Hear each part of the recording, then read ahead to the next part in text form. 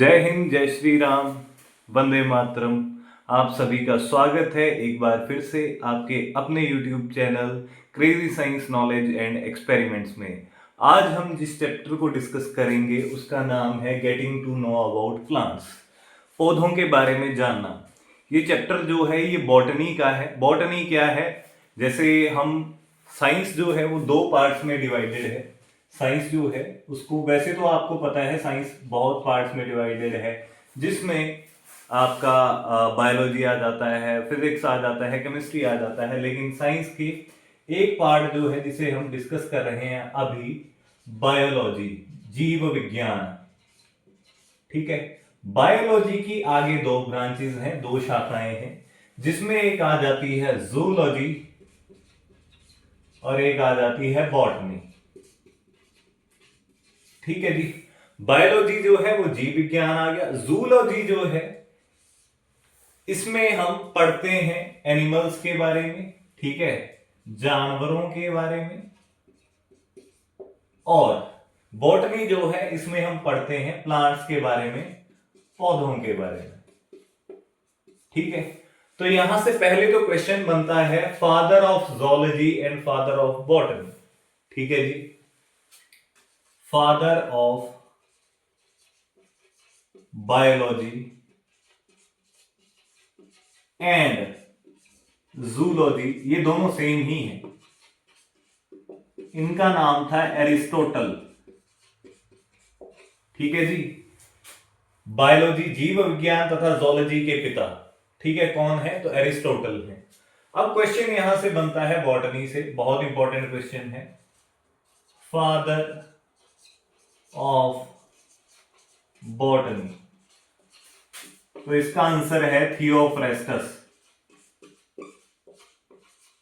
बंदे का नाम है ये थियोफ्रेस्टस, ये आपको याद ही रखना पड़ेगा। ठीक है, तो गेटिंग टू नो प्लांट्स में हमने क्या जाना? बायोलॉजी जो है जीव विज्ञान की दो शाखाएं हैं। एक में हम जानवरों के बारे में पढ़ते हैं, एक में पौधों के बारे में पढ़ते हैं। जानवरों वाला जो विज्ञान है उसके पिता जो है वो कौन है? एरिस्टोटल है। अरस्तु इन्हें हिंदी में कहा जाता है, अरस्तु। ठीक है जी, और जो फादर ऑफ बॉटनी है, जो पादप विज्ञान के या पौधों के विज्ञान के पिता हैं, उनका नाम है थियोफ्रेस्टस। ठीक है, अभी तक यहां तक क्लियर होगा। चलो चलते हैं आगे। आगे बात करते हैं पार्ट्स ऑफ प्लांट की। पार्ट्स ऑफ प्लांट्स, पौधों के क्या क्या पार्ट्स होते हैं? देखो, पौधों के मेनली दो पार्ट्स होते हैं। एक आती है रूट, जड़, और दूसरी आती है शूट। ठीक है, तो शूट में क्या क्या पार्ट्स आ जाते हैं उनको डिस्कस करते हैं। देखो, शूट जो है वो अपर रीजन होता है प्लांट का, ऊपर वाला हिस्सा होता है प्लांट का। तो ऊपर वाले हिस्से में क्या क्या आता है? देखो, पहले तो क्या आ जाएगा? फ्रूट आ जाएगा, फल आ जाएगा, लीव्स आ जाएंगे, पत्ते आ जाएंगे। ठीक है, स्टेम आ जाएगी, तन आ जाएगा। ठीक है, और इसके अलावा आते हैं फ्लावर, फूल। ये पार्ट जो है ये किस में आता है? शूट में। शूट जो होता है अपर पार्ट होता है, ऊपर वाला पार्ट होता है। रूट जो है वो लोअर पार्ट होता है, नीचे वाला पार्ट होता है। और जड़ में क्या आता है? मेनली जड़ ही आती है, तो इसे हम बोलते हैं शूट सिस्टम और इसे बोलते हैं रूट सिस्टम। तो रूट सिस्टम में क्या आ जाएगा? रूट आ जाएगी। रूट सिस्टम लिख लो और उसे शूट सिस्टम। ठीक है, शूट सिस्टम में क्या क्या आ गया? फ्रूट आ गए, लीव्स आ गए, स्टेम आ गई और फ्लावर आ गई। और रूट सिस्टम में क्या आ गई? रूट आ गई, यानी कि जड़ आ गई। ठीक है जी, आई होप यहां तक भी क्लियर होगा। आगे चलते हैं। अब सबसे पहले बात करते हैं रूट्स की। रूट्स यानी कि जड़ें। जड़ों का मेन काम क्या होता है? What is the function of roots? ठीक है, अब मैं हिंदी में बोलता चलूंगा, इंग्लिश में लिखता चलूंगा। ठीक है, सबसे पहले आ जाता है roots provides stability to the plant. ये स्टेबिलिटी प्रोवाइड करती हैं प्लांट को पौधा जो है, उनकी जड़ें जो है ये मिट्टी को रोकने का काम भी करती हैं। ठीक है, तो सबसे पहला आ गया roots provide stability to plant. ये पौधे को जो है स्टेबल बनाए रखती हैं, एकदम अडिग बनाए रखती हैं, एक जगह पे पकड़े रखने का काम करती हैं। ठीक है, नेक्स्ट आ गया roots helps in the absorption of minerals and water.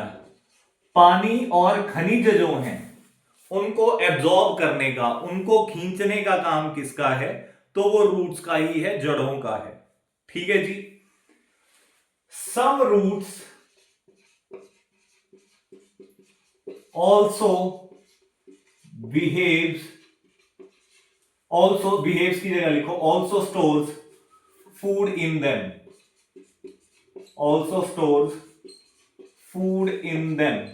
कुछ जड़ें जो हैं वो क्या करती हैं? फूड की स्टोरेज का काम भी करती हैं, यानी कि भोजन को स्टोर करने का काम भी करती हैं। ठीक है, अब इनके एग्जाम्पल बार बार पेपर में पूछे जाते हैं। Which of the following roots stores food.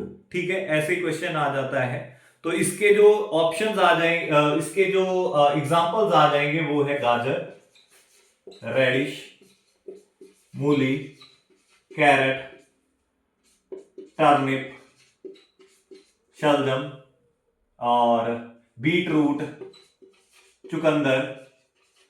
ठीक है, ये जो है इसके एग्जाम्पल आ गए।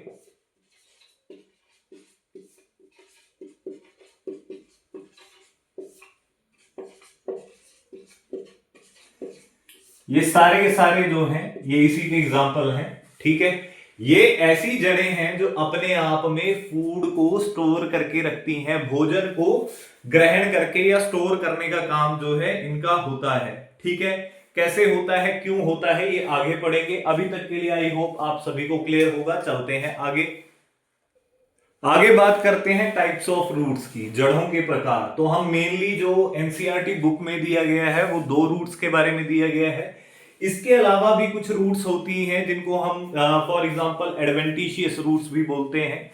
जैसे आपने मक्का देखा होगा, मक्का या मक्की जिसे हम बोलते हैं, उसकी रूट्स क्या होती हैं? साइड से भी निकली होती हैं, कुछ जमीन के अंदर होती हैं लेकिन कुछ बाहर होती हैं जो जमीन को होल्ड करने का काम करती हैं, वो एडवेंटिशियस रूट्स में आ जाती हैं। लेकिन 10th क्लास तक का जो सिलेबस होता है, जो सभी एग्जाम्स के लिए इंपॉर्टेंट है, उसमें यही 2 रूट्स के बारे में हम पढ़ेंगे, वही इंपॉर्टेंट है। एक आ जाता है टैप रूट सिस्टम। टैप क्या बोलते हैं हम, किसे बोलते हैं? नल को बोलते हैं, तो उसी की तरह ये बिहेव करती हैं। और एक आ जाती है फाइबरस रूट सिस्टम। ठीक है, सबसे पहले बात करते हैं टैप रूट सिस्टम की। देखो, इनमें क्या होता है, एक लंबी सी जड़ जो है, एक लंबी सी रूट जो है वो नीचे को होती है। इसके अलावा इसके साथ में बड़ी सारी रूट्स जो हैं वो साइड्स को निकली होती हैं। ठीक है, जैसा आपने कई बार देखा है मैक्सिमम प्लांट्स के अंदर। ठीक है, एक ऐसी रूट होगी जो सबसे लंबी होगी, यही टैप रूट है। और इसका काम क्या होता है? जमीन के अंदर बिल्कुल नीचे तक जाना। और ये साइड में जो छोटी छोटी रूट्स होती हैं, आगे इनकी और रूट्स निकली होती हैं। ठीक है, इनका क्या काम होता है? मिट्टी को होल्ड करने का। तो ये आगे आपके टैप रूट की एग्जांपल। अब फाइबरस रूट्स में क्या होता है? ऊपर से ये टहनी आ गई और नीचे जो रूट्स होंगी उसमें ये लंबे वाली रूट नहीं होगी, उसमें अलग अलग रूट्स होंगी। ठीक है, और ये आगे को और फैली होंगी। ठीक है, ऐसे तो मत समझो, बड़ा दिक्कत हो जाएगी इसमें। रुको, क्या होगा कि ऐसे को है प्लांट, तो ऐसे को रूट गई है और इसकी भी आगे ब्रांचेस हैं, ऐसे को गई है इसकी भी ब्रांचेस हैं, ऐसे को गई है इसकी भी ब्रांचेस हैं, ऐसे को गई है इसकी भी ब्रांचेस हैं। यानी कि ये लंबे वाला रूट सिस्टम नहीं होगा, ऊपर से प्लांट आया और नीचे को फैल गया, ये टैप रूट नहीं है। ठीक है, ऐसे स्ट्रक्चर को बोला जाता है फाइबरस रूट सिस्टम। और जिसमें ये लंबी सी रूट होती है और उसके आगे अलग अलग सी रूट्स होती हैं, इसे ही बोला जाता है टैप रूट सिस्टम। तो दो प्रकार की रूट्स के बारे में हम पढ़ने वाले हैं, दो प्रकार की जड़ों के बारे में हम पढ़ने वाले हैं। एक आ गया टैप रूट सिस्टम और दूसरा आ गया फाइब्रस रूट सिस्टम। ठीक है, चलें आगे, यहां तक क्लियर है। इसमें एक और चीज इंपॉर्टेंट है, ये वाली मेन रूट तो आ गई, इसे तो हमने बोल दिया टैप रूट। ठीक है, ये आ गई, ये सारी की सारी, इसको तो हमने बोल दिया टैप रूट। लेकिन ये जो साइड्स में रूट्स निकली हैं, इन्हें हम क्या बोलते हैं? तो इन्हें बोला जाता है lateral roots, LATERAL, lateral roots. ठीक है, इनका काम क्या होता है? मेनली मिट्टी को होल्ड करना। और इसका क्या काम क्या है टैप रूट का? मेनली मिट्टी को डिग करना, मिट्टी को खोदना। ठीक है, और फाइब्रस रूट्स में जो है ये सारी की सारी ही लेटरल रूट्स होती हैं, इसमें टैप रूट होगी ही नहीं। इन लेटरल रूट्स का काम क्या है? इनका भी काम मिट्टी को होल्ड करना है, लेकिन ये ज्यादा नीचे तक नहीं होती प्लांट के, ये पौधे के ज्यादा नीचे तक नहीं होती, ये साइडों में ज्यादा फैली होती हैं। और ये जो है ये प्लांट के ज्यादा नीचे तक होती है टैप रूट। ठीक है, तो ये साइड में जो रूट्स हैं इनको बोलते हैं लेटरल रूट्स, और ये बड़े वाली जो है इसे ही बोला जाता है टैप रूट। ठीक है जी, रूट से बहुत क्वेश्चन बनते हैं, जड़ों से बहुत क्वेश्चन बनते हैं, तो आई होप आपको यहां तक क्लियर होगा। जल्दी से लिख लो, चलते हैं आगे। आगे चलते हैं, देखो ये मैंने 5 वर्ड्स लिखे हैं, हर्ब्स, श्रब्स, ट्रीज, क्रीपर्स और क्लाइंबर्स। यहां से क्वेश्चन बनते हैं, which of the following is a herb, which of the following is a shrub, which of the following is tree, which of the following are creepers और climbers. ठीक है, यहां से क्वेश्चन बनते हैं। हर्ब्स क्या होती हैं? ठीक है, इनकी डेफिनेशन देखते हैं। हर्ब्स, हर्ब्स वो प्लांट होते हैं जिनकी स्टेम जो है वीक होती है, बड़ी कमजोर सी होती है। ठीक है, उनकी स्टेम जो है ग्रीन कलर में प्रेजेंट होगी। ठीक है, stem is green and very weak. तना जो है वो हरे रंग का होगा और बहुत कमजोर होगा। एग्जाम्पल इसके कोरिएंडर। कोरिएंडर किसे बोला जाता है? धनिए को बोला जाता है। ठीक है, कोरिएंडर, और साथ में लिखो मस्टर्ड यानी कि सरसों।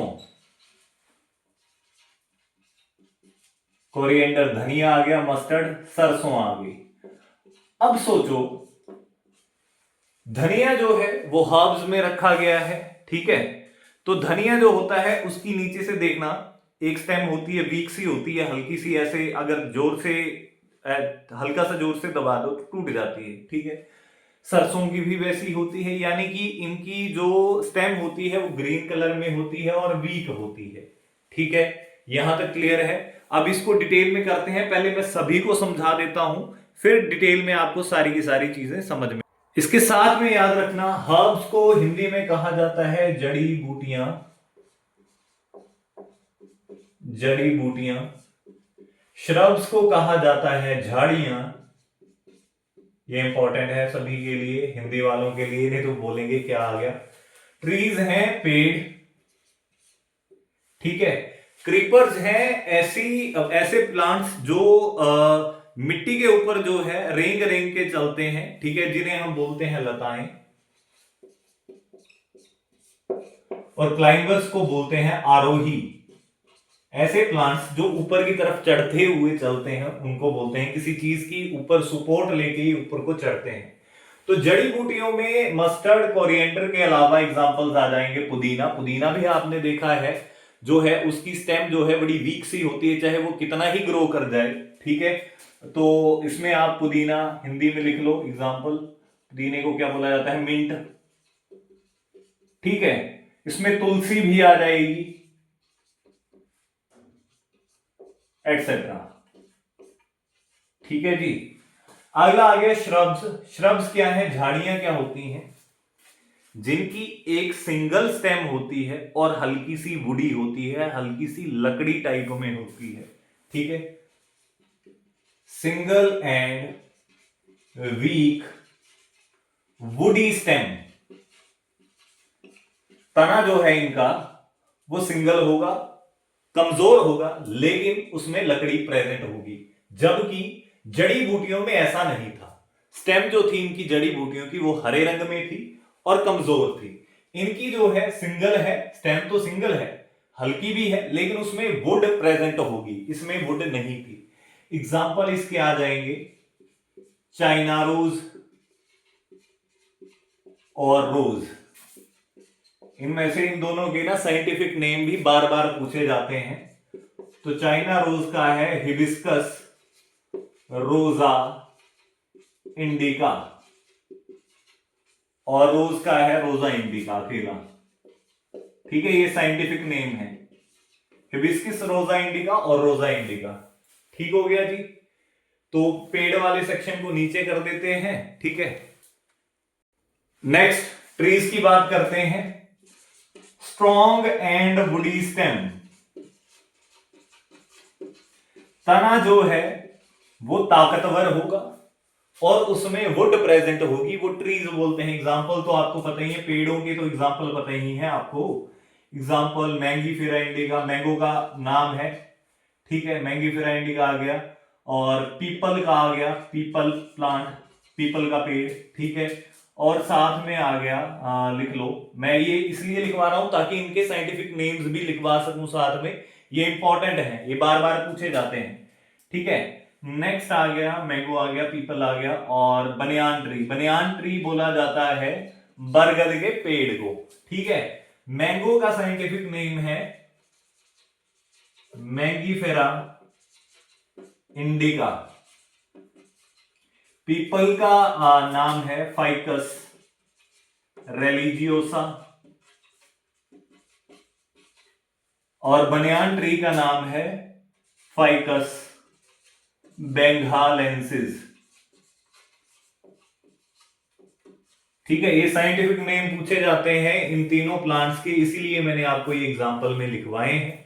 ठीक है, कोरिएंडर का है, कोरिएंडर का मेरे को नाम याद नहीं आ रहा, लेकिन मैं आपको लिखवा दूंगा इनको। ठीक है, लेकिन मेनली मैंगो का बहुत बार पूछा गया है, पीपल के पेड़ का बहुत बार पूछा गया है, बनियान ट्री का बहुत बार पूछा गया है, रोज का और चाइना रोज का। कोरिएंडर का, कोरिएंडर सेटिवम है, आई थिंक सेटिवा या सेटिवम है। ठीक है, अभी इतना याद नहीं रहा, लेकिन ये जो इंपॉर्टेंट है वो मैंने आपको लिखवा दिए। ठीक है, चलते हैं आगे। अब बात करते हैं क्रीपर्स और क्लाइंबर्स की। आई होप आपको यहां तक क्लियर होगा। जड़ी बूटियों की जो तना है वो कमजोर होगा, बहुत कमजोर होगा, हरे रंग में होगा। झाड़ियों को जब झाड़ियों का जो तना है वो होगा तो कमजोर, लेकिन उसमें वुड थोड़ी सी प्रेजेंट होगी। जैसे आप रोज की कलम जो है उसे काट के देखना, उसमें वुड होती है, लकड़ी होती है। ठीक है, लेकिन वो बहुत मोटी नहीं होती, कमजोर सी होती है as compare to trees. Trees की तो बहुत मोटी होती है, वुड आपने देखी ही है। ठीक है, तो आई होप यहां तक आपको क्लियर होगा। चलते हैं आगे। आगे बात करते हैं क्रीपर्स की, लताओं की। लताएं जो हैं वो ऐसे प्लांट्स हैं जो मिट्टी के क्लोज चलते हैं, जो मिट्टी के बिल्कुल पास पास में होके चलते हैं। इनकी पहले डेफिनेशन देख लेते हैं। Creepers are the plants, they are weak and thin. ठीक है, weak and thin stems. Creepers have weak and thin stems present close to the ground।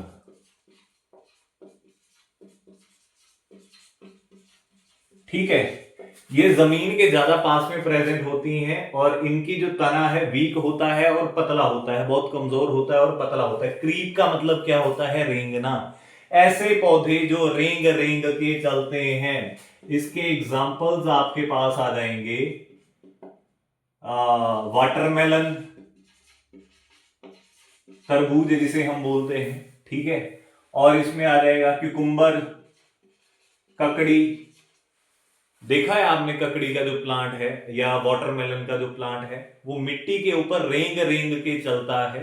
ठीक है, उसकी जो टहनियां है और स्टेम, और इसकी जो स्टेम है बहुत कमजोर होती है। इसमें तना जो है बहुत ही कमजोर होता है। आपको पता है बेल जो आती हैं, बेलें इसमें आ जाती हैं सारी की सारी।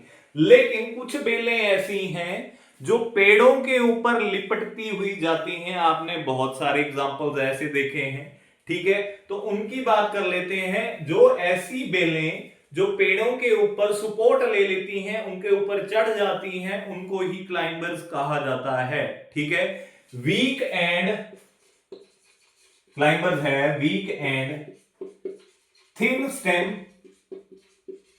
And they take support from another plant to grow and climb। Creepers जो हैं, आरोही जो हैं, ऐसी हैं जो दूसरे प्लांट की सपोर्ट ले लेती हैं ऊपर को क्लाइंब करने के लिए, ऊपर को चढ़ने के लिए। आपने कई बार ऐसा देखा होगा, जो प्लांट होता है उसके ऊपर बेल लिपटी हुई है, जब उस बेल को निकाला जाता है तो उसके ऊपर उसी बेल का पूरी की पूरी का निशान बना होता है। ये क्लाइंबर्स जो हैं वो दूसरे प्लांट से ही नरिशमेंट लेते हैं, ये दूसरे प्लांट से ही अपना भोजन ग्रहण करते हैं और उसके ऊपर लिपट जाते हैं। ऐसे ही प्लांट्स को जो है वो क्लाइंबर्स कहा जाता है। ठीक है, इसका एग्जांपल आ जाएगा bottle gourd and grep wine. ठीक है, अंगूरों की बेल जो है इसका एग्जांपल आ जाएगा। बॉटल गार्ड जो है वो हम किसे बोलते हैं, वो नहीं होती अपनी डानी लोकल लैंग्वेज में बोलूं तो, ठीक है, जो डानी होती है वो बॉटल गार्ड में आ जाती है, बॉटल की तरह उसकी शेप होती है। ठीक है, और ग्रेप वाइन जो है अंगूरों की बेल इसमें आ जाती है। ठीक है, और अगर मैं हिमाचल की बात करूं, आपने गास बेल का नाम सुना होगा, गिलोय का नाम सुना होगा, जिसे गलोया भी कहा जाता है। वो सारे के सारे जो हैं वो क्लाइंबर्स के एग्जांपल्स हैं, वो आपने देखे हैं पेड़ों के ऊपर लिपटे हुए। आप सभी ये लोकल लैंग्वेज जानते हैं। ठीक है, तो ये जो है एग्जांपल आ जाएंगे क्लाइंबर्स के। ठीक है, हमने क्या पढ़ा, हमने पढ़ा हर्ब्स के बारे में, जड़ी बूटियों के बारे में, ऐसे प्लांट्स जो पतले, जिनकी तना जो है वो पतला होता है और हरे रंग में प्रेजेंट होता है। ठीक है, एग्जांपल इसके क्या आ गए, सरसों आ गई, तुलसी आ गई, इसमें आ गया हमारा मिंट आ गया यानी कि पुदीना आ गया, और साथ में हमने एक और एग्जांपल देखा था धनिए का। ठीक है, इसके बाद हमने पढ़ा श्रब्स के बारे में यानी कि झाड़ियों के बारे में। तो झाड़ियों में हमने क्या पढ़ा, ऐसे प्लांट्स जिनकी स्टेम तो वीक होती है, कमजोर होती है, लेकिन उसमें वुड हल्की सी प्रेजेंट होती है। फॉर एग्जाम्पल रोज आ गया और चाइना रोज आ गया। ठीक है जी, इसके बारे में हमने पढ़ा। ट्रीज के बारे में, उनकी वुड ज्यादा होती है और स्टेम भी जो है वो ज्यादा मजबूत होती है, ज्यादा स्ट्रॉन्ग होती है। एग्जाम्पल बहुत सारे पेड़ हैं, जितने मर्जी एग्जाम्पल ले लो। ठीक है, इसके बाद हमने पढ़ा क्रीपर्स के बारे में, ऐसे प्लांट्स जो रेंग रेंग के धरती के ऊपर चलते हैं। फॉर एग्जाम्पल आ गया आपका जो है क्यूकुम्बर जो है, इसका एग्जाम्पल आ जाता है। ठीक हो गया, वाटरमेलन तरबूज जो है वो इसी एग्जाम्पल में आ जाता है, क्रीपर्स के एग्जाम्पल में आ जाता है। बात करते हैं क्लाइंबर्स की, ऐसे प्लांट जो दूसरे प्लांट के ऊपर लिपट जाते हैं, उसके ऊपर ग्रो करते हैं, ताकि अपना नरिशमेंट, अपना जो बोल सकते हैं कि पोषण है, वो भी उसी प्लांट से ले सकें, और उस प्लांट के ऊपर वो अपनी छाप भी छोड़ जाते हैं जब उनको हटाया जाता है। आपने पेड़ों के ऊपर देखा होगा लिपटे हुए निशान बने होते हैं, ऐसे प्लांट्स को ही क्लाइंबर्स कहा जाता है। आई होप आपको यहां तक क्लियर होगा। चलते हैं आगे। नेक्स्ट बात करते हैं लीफ की, पत्ते की। ठीक है, अभी पत्ते की बात करते हैं, लीफ की बात करते हैं। मैं एक एग्जांपल से एक लीफ बना रहा हूं। ठीक है, ऐसा मान लो आप। ठीक हो गया, ये जो बीच वाला पोर्शन है, ये वाला जो पोर्शन है, इसे कहा जाता है मिड रिब। रिब का मतलब क्या होता है, पसली। हमारा रिब केज होता है ना, पसलियां होती हैं ना। मिड रिब का मतलब है बीच वाली मेन जो लाइन है, मेन पसली जो है इस पत्ते की, उसे मिड रिब कहा जाता है। ठीक हो गया जी। ये जो साइड का एरिया है, बिल्कुल बाहर की जो लाइन है, इसे कहा जाता है लीफ मार्जिन। ये लीफ का मार्जिन है, बाहर का पोर्शन है। ठीक हो गया। अब आपने पत्ते के अंदर ऐसी लाइनें बनी हुई देखी होंगी।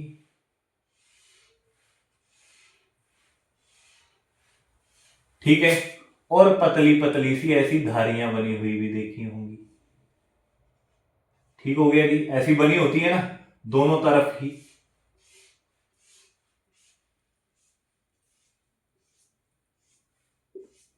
ठीक है, होती है। ठीक है, क्वेश्चन यहां से भी बनता है, यहां से भी बनता है। पहले तो ये जान लो, जहां से पत्ता कोई हम तोड़ते हैं, पीछे का जो उसका रीजन होता है, इसका नाम आता है पिटियोल। भाई ये चीजें आपको इंग्लिश में ही याद करनी पड़ेंगी। क्यों करनी पड़ेंगी? क्योंकि ये जो है क्वेश्चन इंग्लिश में ही ज्यादा बनते हैं। ठीक है, अब ये जो ऊपर की हमने लाइनें पढ़ी, ये जो साइड की आ गई, इनको बोला जाता है पत्ते की नसें, यानी कि वेन्स। ठीक है, ये क्या आ गई? पत्ते की वेन आ गई, नस आ गई। ठीक हो गया। और ये बीच का जो ग्रीनिश पार्ट होता है, ये सारा का सारा हरा पार्ट जो है, इसे बोला जाता है लेमिना या लीफ लेमिना। ठीक है, ये पत्ते की डायग्राम है। क्वेश्चन कैसे बनता है बता देता हूं। The part of the leaf where leaf is connected to the branch, पत्ते का वह भाग जो टहनी से जुड़ा रहता है, उसे क्या बोला जाता है? आंसर आएगा पिटियोल।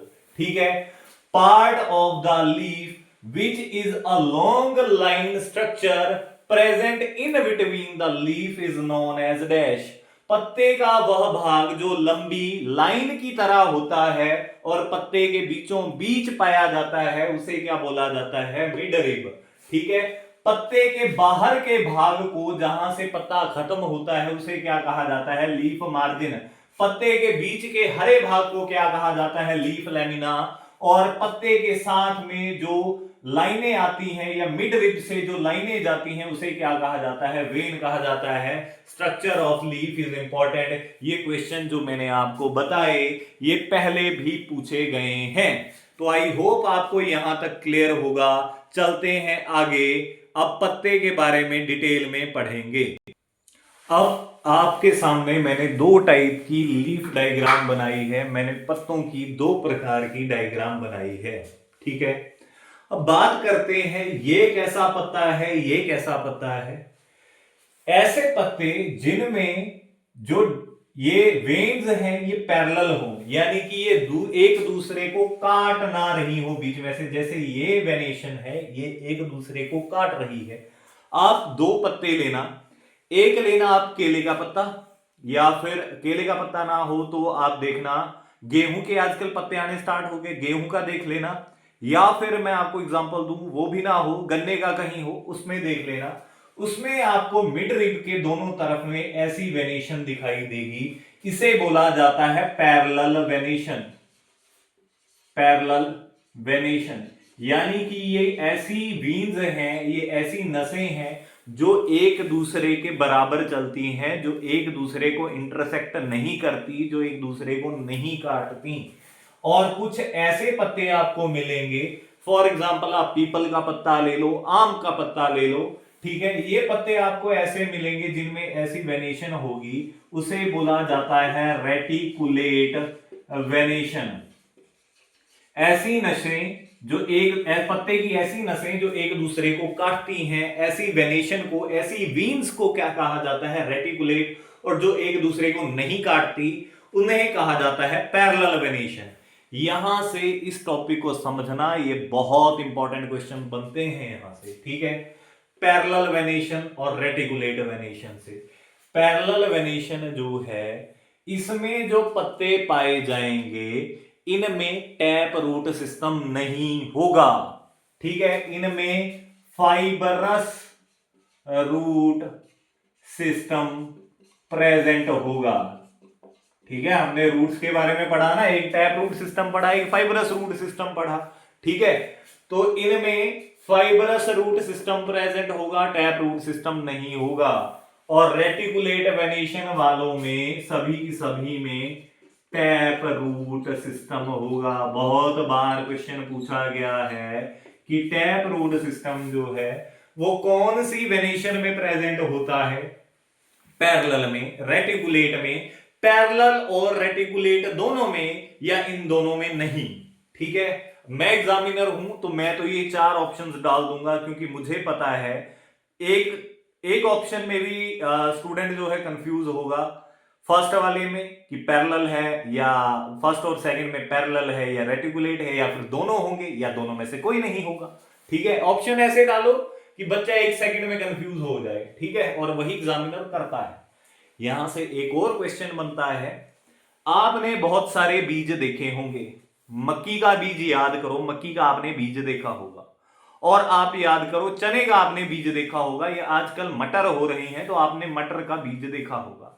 मटर जो है उसके ऊपर एक कवरिंग होती है, उस कवर को हटाओ तो मटर जो है वो 2 हिस्सों में टूट जाता है, चना भी वैसे ही टूटता है। ठीक है, लेकिन मक्की जो है उसके ऊपर का अगर आप कवर भी हटा दो तो वो 2 हिस्सों में बराबर भागों में ऑटोमेटिकली नहीं बंटती है। ठीक है, ऐसे बीज जिनका एक ही पार्ट हो, एक ही भाग हो, जो 2 हिस्सों में ना बटे, उन्हें बोला जाता है मोनोकोट सीड्स। हिंदी में बोलूं तो एक बीज पत्री। जिनका एक ही बीज पत्र है, पैरेलल वेनेशन वाले जो भी प्लांट्स होंगे, ऐसे पत्ते जिनमें वीन्स जो है वो पैरेलल चल रही है, वो सारे के सारे मोनोकोट सीड्स होंगे। उन सभी में जो बीज होगा उसमें एक ही बीज होगा, सिंगल बीज होगा। यानी कि प्लांट में जो फ्रूट होगा उसमें बहुत सारे ये होंगे, मक्की जो है एक मक्के में बहुत सारे बीज होते हैं, लेकिन उस बीज अगर एक बीज लिया जाए, अगर उसको देखा जाए तो उसके 2 भाग बराबर नहीं होंगे।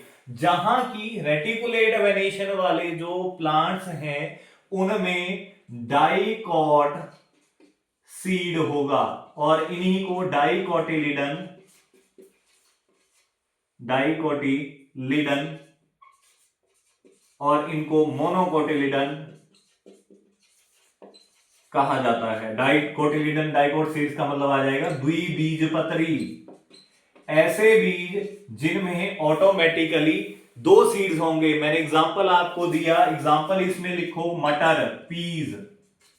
ठीक है, और साथ में आ जाएगा आपका मटर आ जाएगा, और चना लिख लो। ठीक है, ग्राम्स।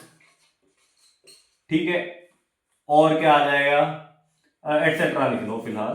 ठीक है, समझने की बात करते हैं। एक बीज पत्री में क्या आ जाएगा, मैंने ऐसी आपको बताया कि गेहूं का पत्ता ले लेना, यानी कि इसमें व्हीट आ जाएगी, गेहूं आ जाएगी। ठीक है, और इसका एग्जांपल दूं आपको तो मैंने आपको बताया मेज, मक्का। उसकी अगर आप मेज का भी आप पत्ता देखोगे तो आपको ऐसी वेरिएशन प्रेजेंट मिलेगी। ठीक है, इसके अलावा चावल, राइस। ठीक है, धान आप देखोगे तो धान के पत्तों में भी आपको ऐसा मिलेगा। तो यहां से क्वेश्चन बनता है पैरेलल वेनेशन से और रेटिकुलेट वेनेशन से। फाइब्रस रूट सिस्टम किसमें होगा, तो पैरेलल वेनेशन में होगा। एक बीज पत्री यानी कि मोनोकोट सीड्स किसमें होंगे, तो पैरेलल वेनेशन में होगा। एग्जांपल क्या है, व्हीट आ गया, मेज आ गया, राइस आ गया। इसके अलावा एग्जांपल आ गया शुगर केन, गन्ने में भी ऐसा ही सिस्टम पाया जाता है। ठीक है, अब बात करते हैं रेटिकुलेट वेनेशन की। इसमें टैप रूट सिस्टम होता है। ठीक है, लंबे वाली जो जड़ होती है इसमें प्रेजेंट होती है, और डाइकोट सीड या डाइकोटिलिडन द्विबीजपत्री जो है इसमें होते हैं। द्विबीजपत्री कैसे, कौन से होते क्या हैं, जो ऐसे बीज जो बराबर 2 हिस्सों में ऑटोमेटिकली बंट जाएं। फॉर एग्जांपल मटर का दाना ले लो, उसके ऊपर का कवर खोलो, 2 हिस्सों में बंट जाता है। चने का दाना ले लो, भिगोने रखो, उसके ऊपर का कवर हटाओ, 2 हिस्सों में बराबर बंट जाता है। लेकिन गेहूं, मक्के और चावल में ऐसा नहीं होता। चावल का बीज तोड़ोगे तो 2 हिस्सों में टूटेगा, ऑटोमेटिकली उसमें दो हिस्से जो हैं ऑटोमेटिकली अपने आप प्रेजेंट नहीं होते। ऐसे बीज जिनमें 2 हिस्से प्रेजेंट हो उन्हें डाइकोटिलिडन, और जिनमें एक ही हिस्सा हो उनको मोनोकोटिलिडन कहा जाता है। आई होप आपको यहां तक क्लियर होगा। चलते हैं आगे। अब बात करते हैं फंक्शन ऑफ लीफ, पत्ते के क्या काम हैं। पहला आ गया फोटोसिंथेसिस यानी कि प्रकाश संश्लेषण, और दूसरा आ गया ट्रांसपिरेशन जिसे हिंदी में स्वेद या पसीना निकालना कहा जाता है, यानी कि पौधे भी पसीना छोड़ते हैं। आइए देखते हैं कैसे। फोटोसिंथेसिस या प्रकाश संश्लेषण वह प्रक्रिया है जिसमें पौधे अपना भोजन बनाते हैं, जिस प्रक्रिया से पौधे अपना भोजन बनाते हैं। The process in which plants make their food is known as a photosynthesis. तो ये फोटोसिंथेसिस की जो प्रोसेस है, इसमें एक रिएक्शन होता है, प्रतिक्रिया होती है। वो रिएक्शन जो है बहुत बार एग्जाम्स में पूछा गया है। इसमें क्या होता है, देखो पौधे क्या करते हैं, हवा से, ये आपने पढ़ा है कि कार्बन डाइऑक्साइड को लेते हैं और ऑक्सीजन छोड़ते हैं, ठीक है। तो इसमें क्या हो गया, 6 molecules of CO2, carbon dioxide के 6 मॉलिक्यूल ले लिए, प्लस अब जड़ों का मेन काम क्या है, पानी और खनिजों को ग्रहण करना, हमने पढ़ा ही, ठीक है। तो वाटर जो है, H2O जो है, ये मिट्टी से ले लेंगे और सनलाइट यानी कि प्रकाश की रोशनी के जो प्रकाश है, सूरज की रोशनी है, सनलाइट, उसकी प्रेजेंस में, सनलाइट की प्रेजेंस में, और प्लांट्स में एक पिगमेंट होता है, ग्रीन कलर का पिगमेंट होता है, जिसे हिंदी में हरित लवक और इंग्लिश में क्लोरोफिल कहा जाता है।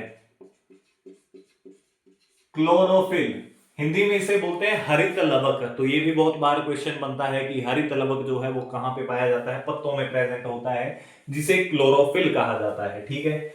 6 मॉलिक्यूल कार्बन डाइऑक्साइड के पौधे ने लिए और साथ में पानी लिया, ठीक है, H2O लिया, किसकी प्रेजेंस में, सूर्य के प्रकाश और हरित लवक यानी कि क्लोरोफिल की प्रेजेंस में क्या बना दिया, C6H12O6, यानी कि अपने लिए, ये किस चीज का फॉर्मूला है आपको पता होगा, ये ग्लूकोज का फॉर्मूला है, यानी कि पौधों ने अपने लिए क्या बनाया, ग्लूकोज बना दिया और साथ में 6 मॉलिक्यूल ऑक्सीजन के बाहर छोड़ दिए। यही प्रक्रिया जो है प्रकाश संश्लेषण या फोटोसिंथेसिस की प्रोसेस कहलाती है, ठीक है, जिसमें 6 मॉलिक्यूल कार्बन डाइऑक्साइड के और कुछ पानी इसने लिया, सनलाइट और क्लोरोफिल की प्रेजेंस में इस पौधे ने अपने लिए ग्लूकोज लिया और इसने बाहर क्या छोड़ दिया, तो 6 मॉलिक्यूल ऑक्सीजन के छोड़ दिए। और यही प्रोसेस है जिसमें पौधे ऑक्सीजन बाहर छोड़ते हैं और कार्बन डाइऑक्साइड अंदर लेते हैं, और इसी प्रक्रिया से वो अपने लिए भोजन का निर्माण करते हैं, जो कि ग्लूकोज की फॉर्म में होता है। ये फॉर्मूला बहुत बार पूछा जाता है, what is the formula of glucose, तो C6H12O6 इसका सही आंसर रहेगा। और साथ में कितने मॉलिक्यूल ऑक्सीजन के निकले, तो 6 मॉलिक्यूल ऑक्सीजन के निकले। यही पौधों के भोजन बनाने की प्रक्रिया है, इसे ही प्रकाश संश्लेषण कहा जाता है। ये पत्ते का सबसे मेन काम है। आई होप आपको यहां तक क्लियर होगा। क्लियर है सभी को? क्लियर होना चाहिए मेरे हिसाब से। नेक्स्ट बात करते हैं ट्रांसपीरेशन की। ट्रांसपीरेशन वह प्रक्रिया है जिसमें पत्ते जो हैं वाटर वेपर्स यानी कि भाप की फॉर्म में, एक्सेस वाटर जो उनमें है, जो पानी ज्यादा मात्रा में आ गया है, वो पत्तों से छोड़ देते हैं, ठीक है।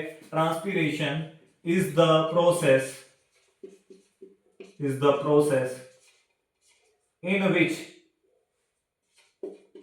in which plants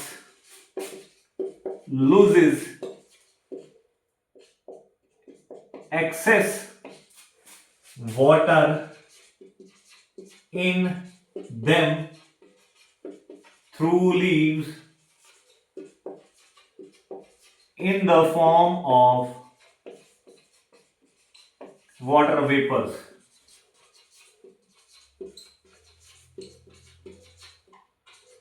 पसीना निकालना ही आ गया ना ये। ऐसी प्रक्रिया जिसमें पौधे अपने अंदर अधिक मात्रा में जो पानी है उसे पत्तों से छोड़ते हैं।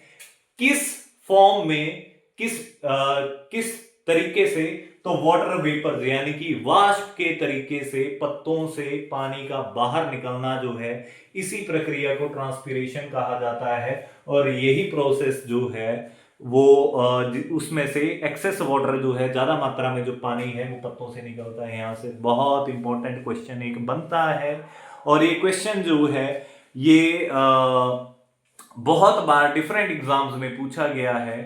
क्वेश्चन क्या है कि पौधे जो हैं, प्लांट्स जो हैं, वो बारिश लाने के लिए कितने प्रतिशत उत्तरदायी होते हैं।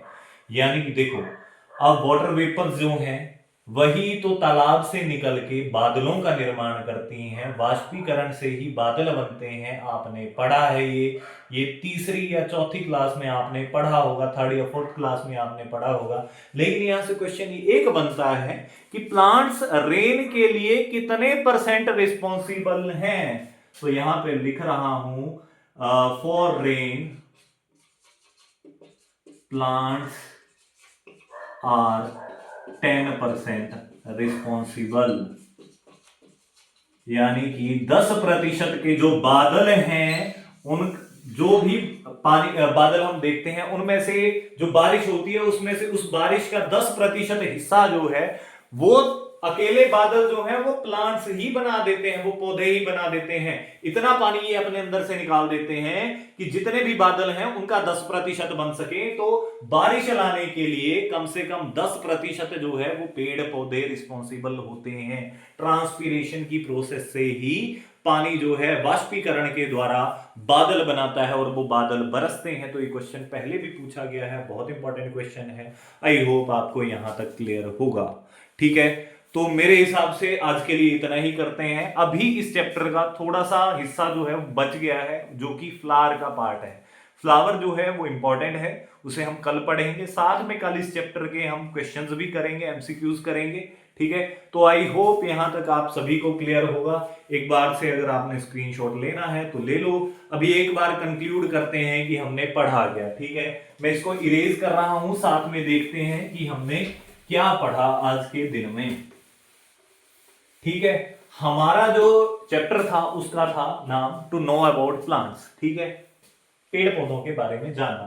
तो पेड़ पौधों में हमने क्या पढ़ा, प्लांट जो है उसके दो पार्ट्स होते हैं। कौन कौन से, एक शूट सिस्टम, शूट सिस्टम जो है वो ऊपर का हिस्सा होता है, एक रूट सिस्टम। ठीक है, एक में रूट आ जाते हैं। शूट सिस्टम में हमने क्या पढ़ा, इसमें क्या आ जाते हैं, पत्ते आ जाते हैं, लीफ आ जाते हैं, फ्लावर आ जाता है, फ्रूट आ जाती है, फल आ जाता है, और साथ में स्टेम यानी कि तना आ जाता है। रूट सिस्टम में क्या आती है, अकेली रूट आती है। रूट हमने दो टाइप्स की पढ़ी, एक टैप रूट सिस्टम पढ़ा हमने, ठीक है जी, और एक क्या पढ़ा हमने, फाइबरस रूट सिस्टम पढ़ा। फाइबरस रूट सिस्टम हमने पढ़ा। ठीक है, अब रूट के बाद हमने बात की लीफ की, पत्ता हमने पढ़ा। तो लीफ में हमने क्या पढ़ा, पैरेलल वेनेशन, पैरेलल वेनेशन और रेटिकुलेट वेनेशन। हमने क्या पढ़ा, पैरेलल वेनेशन जिसमें होगी उसमें रूट्स कैसी होंगी, तो फाइबरस रूट्स होंगी। ठीक है, और रेटिकुलेट वेनेशन होगी तो उसमें क्या होगा, टैप रूट सिस्टम होगा। ठीक है, जो पैरेलल वेनेशन वाले प्लांट्स हैं वो कैसे होंगे, तो एक बीज पत्री यानी कि मोनोकोटिलिडन होंगे, और जिसमें रेटिकुलेट वेनेशन होंगी वो कैसे होंगे, द्विबीज पत्री होंगे यानी कि डाइकोटिलिडन होंगे। ठीक हो गया। इसके बाद हमने क्या पढ़ा, लीफ के बाद हमने पढ़ा, फ्लावर हमने अभी नहीं किया। इसके बाद, इससे पहले हमने एक और चीज पढ़ी थी, बात करते हैं स्टेम की। स्टेम, तने में हमने 5 चीजें पढ़ी। क्या पढ़ा हमने, हर्ब्स हमने पढ़ी, श्रब्स हमने पढ़ी,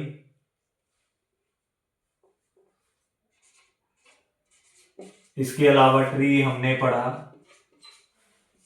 क्लाइंबर्स हमने पढ़े, और क्रीपर्स हमने पढ़े। ठीक है जी। हर्ब्स क्या है, जड़ी बूटियां हैं। जड़ी बूटियों की खासियत क्या है कि इनका तना जो है बिल्कुल कमजोर होता है और हरे रंग में होता है। श्रब्स, झाड़ियां, झाड़ियां हमने पढ़ी। झाड़ियों की पहचान क्या है, इनका तना कमजोर तो होता है लेकिन हल्की सी इसमें लकड़ी प्रेजेंट होती है। एग्जाम्पल में हमने पढ़ा रोज, इसमें हमने पढ़ा धनिया, सरसों एटसेट्रा। ठीक है, ट्री, पेड़, जिनका तना जो है वो मोटा होता है और मजबूत होता है। क्लाइंबर्स ऐसे पेड़ पौधे जो दूसरे पेड़ के ऊपर चढ़ जाते हैं, ठीक है, तो इनको हम क्या बोलते हैं, आरोही, ठीक है। और क्रीपर्स जो है वो उनको मेरे को हिंदी में नाम याद नहीं आ रहा, ठीक है, इनको ऐसे लिख लो आप, क्रीपर्स को रेंगने वाले, ठीक है, रेंगने वाले पौधे। फॉर एग्जाम्पल रेंगने वालों में क्या आ जाएगा आपका, कुकुम्बर वगैरह इसमें आ जाएगी, ठीक है, ककड़ी वगैरह जो है इसमें आ जाएगी। क्लाइंबर्स में क्या आ जाएगा, जैसे पहाड़ी में उल्लू, घास वेल का नाम सुना है, ग्लोया का नाम सुने हैं, ठीक है, वो जो है वो इसी में आ जाएगी, गिलोय जिसको हम बोलते हैं, ठीक है। और पेड़ जो है वो ट्री में आ जाएंगे, श्रब्स में झाड़ियां आ जाएंगी, हर्ब्स में जड़ी बूटियां आ जाएगी। तो ये सारा सिस्टम हमने पढ़ लिया। अब कल करेंगे इसके क्वेश्चंस और हम पढ़ेंगे मेनली फ्लावर और फ्रूट के बारे में। तो आज के लिए इतना ही। जय हिंद, वंदे मातरम, जय श्री राम। आज के लिए इतना ही। Thank you very much. जल्दी से स्क्रीनशॉट ले लो। मिलते हैं नेक्स्ट क्लास में, तब तक के लिए जय हिंद।